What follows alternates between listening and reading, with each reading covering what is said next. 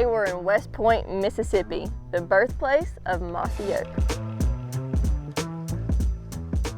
I'm very excited to be here visiting the Hayes family today. They've got a beautiful property that's been in their family for generations. They've got a very, very cool camp that has got all kinds of rich history. I cannot wait to learn more, and I'm so excited to show you guys what they got. Let's check it out.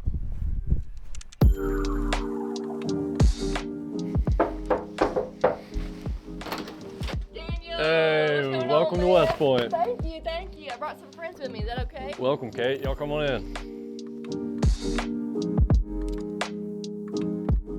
Welcome to West Point. This is our family camp. We're out here a little north of town. We call this the Cottrell Cabin, or as a lot of people know it as the Mossy Oak Cabin, from porch interviews after hunts and all that over the years. Like a lot of these old cabins, they're really, really old, so they're not built like a hunting camp like you would build nowadays. So we've got 2 living rooms on each side right here. This one over here is where most people hang out, but they both have fireplaces. So in this old room right here, whenever we got a bunch of buddies in town that are all bunking up, we got 2 couches everybody ends up crashing on this tiny little bed. Even though I'm a couple inches longer than the bed is, I've slept in there with the dogs before.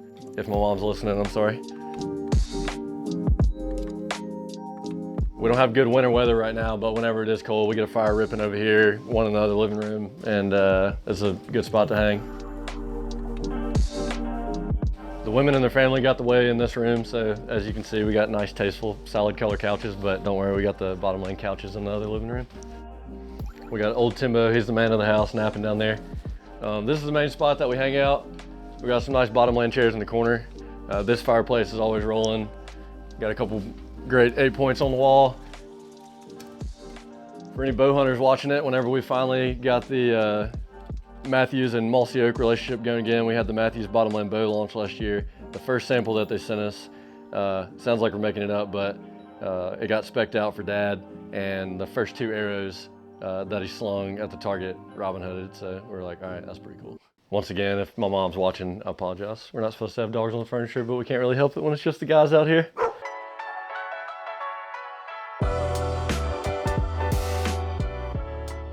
Room number 1 over here, we got 5 beds. Everybody ends up bunking in. These old floors are really creaky and really loud, so whenever we got buddies in here that can really saw logs snoring, the whole house can hear it.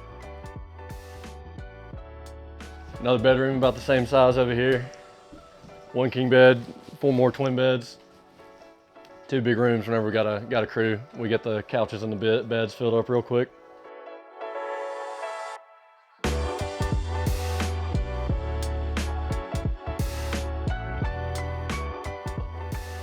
One big shared bathroom in here for both of these bedrooms. We got a nice little bar here. Most of the time drinking a little whiskey and a little beer. Wine for the women. This bottle is tapped, but this is the coolest whiskey that we have. We did a bourbon with wood from the Mossy Oak tree that a few people might know the story of, but it was mostly just a cool kind of low-key secret. But this barrel of Jefferson's was finished with charred oak with some of the wood that we salvaged from the original Mossy Oak tree at Choctaw Bluff, Alabama.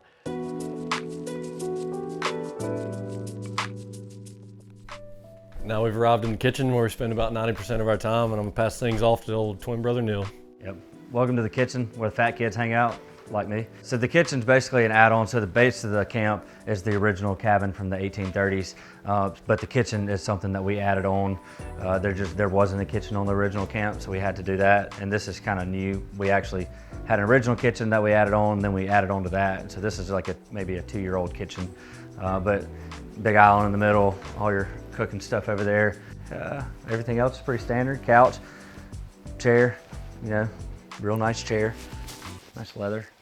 Got the refrigerator, you know, basically, you know, camp stuff that gets left behind, condiments and pickles and things like that, beer. You want a beer, Daniel? Whoop. What an idiot. Cheers to day 60.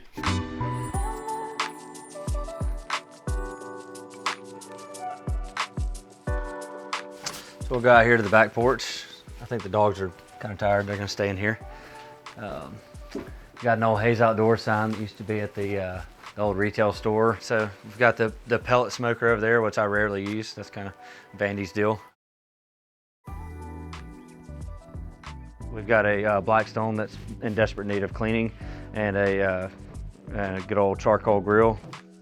Can't remember how old this thing is, but it's pretty fancy. You can kind of wheel the coals up whenever you're cooking steaks. You can pull them right up under the steaks and sear them off at the end. Kind of comes in handy. You can see down here is our dog trot camp, which is we're renovating right now. The dog trot was built in like the late 1800s, and we had remodeled it once. We moved it out here, remodeled it, and that's where kind of the guys camp part of all this was. So yeah, it just got into a place where a lot of the wood was rotten, and we just needed to gut it and start over. So we gutted it, and that's what we're doing now. We're almost finished with it, but they're down there now, trying to kind of finish up on some stuff. So that's my boy right here. Look at him flexing. Yeah, my guy. Yep. Yeah, he absolutely crushed his hand with a hammer earlier. Well, Maggie likes to act like she can hang with the boys, but clearly she can't.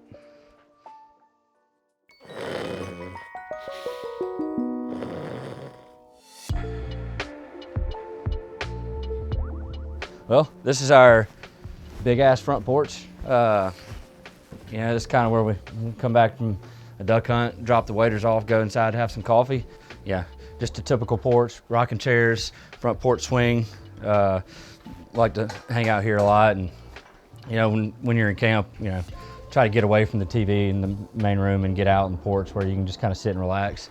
So it's a great spot to sit at night and hang out with the guys and, well, the girls sometimes, but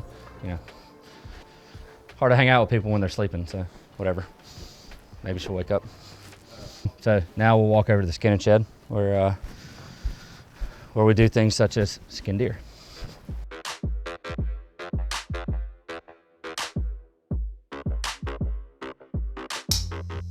We've got our diesel tank, our gas tank, and then we got some supplies left over from building blinds this summer.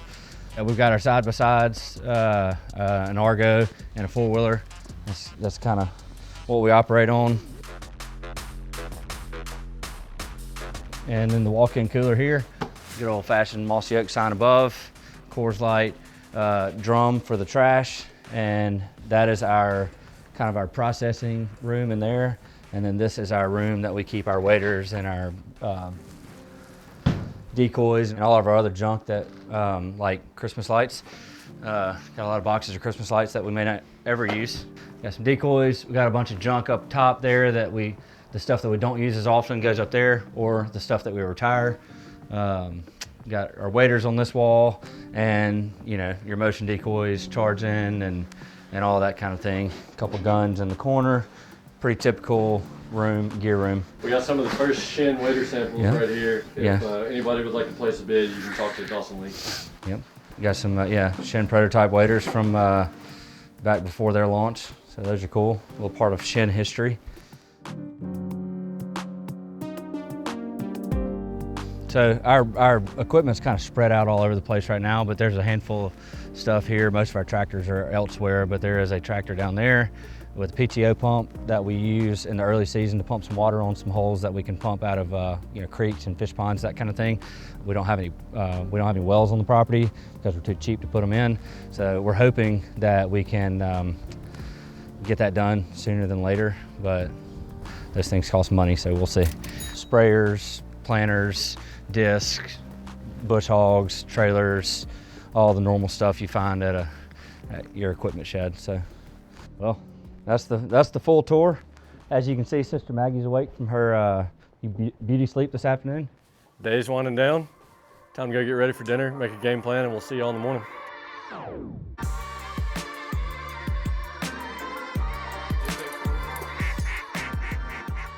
Well, y'all, it's been a beautiful morning here in the Bottomland Woods.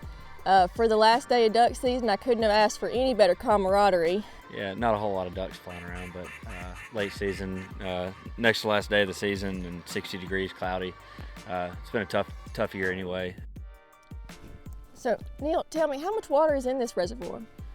So there's like 3 or 4 impoundments that are close by in the fields that are anywhere from 10 to 15 to 30 and 40 acre impoundments that we flood in the fields. And then this is probably 80 to 100 acres depending on the water levels in here. And there's probably, I don't know, 4 or 5 holes within the 80, 100 acres that we have that we hunt regularly.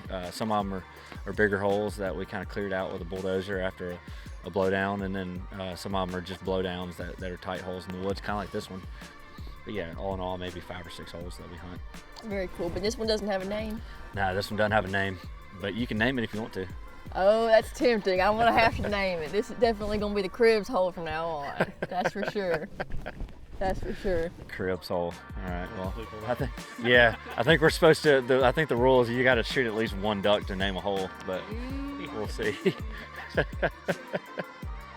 Well, it's day 60. We've had a lot of fun this season, so I appreciate y'all watching and keeping up with us here at Cribs, and I couldn't have asked for a better crew to end the season with. So thank you so much for having us, gentlemen. Yeah, of course. It's time to pull the water off and let the turkeys come back in here now. Amen. So what? That's all, folks.